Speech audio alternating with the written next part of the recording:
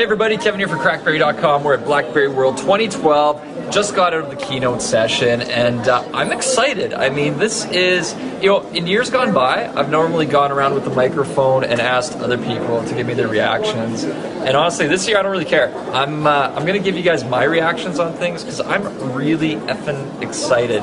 So, a few things first, right? Number one, the keynote. I thought Thorsten did a great job as the new CEO of RIM. I thought he, knocked it out of the park. He's really welcoming on stage, very friendly. He ended with the old "Let's rock and roll this." Schwarzenegger has his "I'll be back." He's got his tagline. Unfortunately that's going to stick with him, but it's a good one, so he picked well. But let's talk BlackBerry 10. They gave us a glimpse of it today. We weren't really sure coming into it what to expect. We knew about that alpha, the dev alpha devices. We knew they were running Playbook OS. The big question was, what were they going to do for a phone? Were they going to just make that shrunk down and keep the same user interface with the swipe gestures, or give us something new? And they gave us something new that is pure BlackBerry. That's why I'm so excited. I've used a lot of full touchscreen devices over the years. I've used the iPhone 4S, I've used Galaxy Nexus, all these guys, and I never get used to them being a BlackBerry person because I love this one-handed ease of use and control, right? Having a trackpad, being able to control my whole phone with these kind of buttons, that's awesome. It's a phone I can use while I'm walking and talking and doing that kind of thing. Full touchscreen's not as good with it today, but RIM basically took the BlackBerry user experience and has now put it into a full touchscreen. So they've really almost, if you think about it, they took the trackpad, the concept of the trackpad, and basically transplanted it to the touchscreen. So now you're going to have this sort of swipe gesture on the display that, when you're in an app, you can just go like that, and it's going to pull up your notification bar vertically. And then if you want to go into it, you can just swipe further and you're right into the apps and swipe back and forth between apps. Really clever, and not forcing you to do like, hold the phone like this and go like this. And it's built for one-handed ease of use. That is awesome. Keyboard, second thing they showed off. So RIM owns the physical keyboard world, and basically today they stated they're just going to be known for the keyboard company, period. If there's one thing, Apple's got the app game, BlackBerry, keyboards, don't even try to mess with them in it. And I think they put out a keyboard today that makes a lot of sense for a lot of reasons. So one, it has that kind of BlackBerry look, and this isn't a great representation, but it works, right? Where you have big buttons on it, it promotes that sort of two-thumb typing, which RIM loves thumbs, thumbs rule, right? But one of the problems with most of the other sort of touchscreen software keyboards to date is when you start to use like autocorrection and that, it's always diverting your attention from the keys you're looking at. But what they're doing now is they're actually layering their auto suggestions on top of the letters you're about to strike, and they're using intelligence on it. So if I was to type, TH, all of a sudden the word this is going to appear where the I is, because it already knows.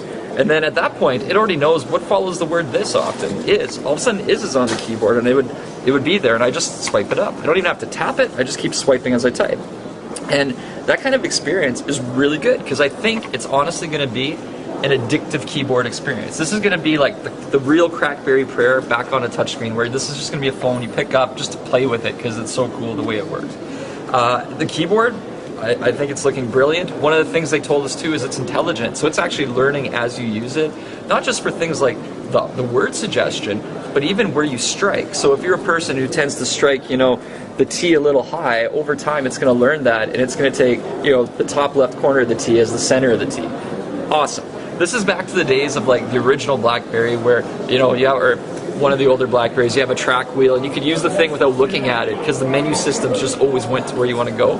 This is RIM thinking for you to save seconds, which pile up into minutes and hours and years of your life, right? This is a phone for people who have shit to do and want to get it done.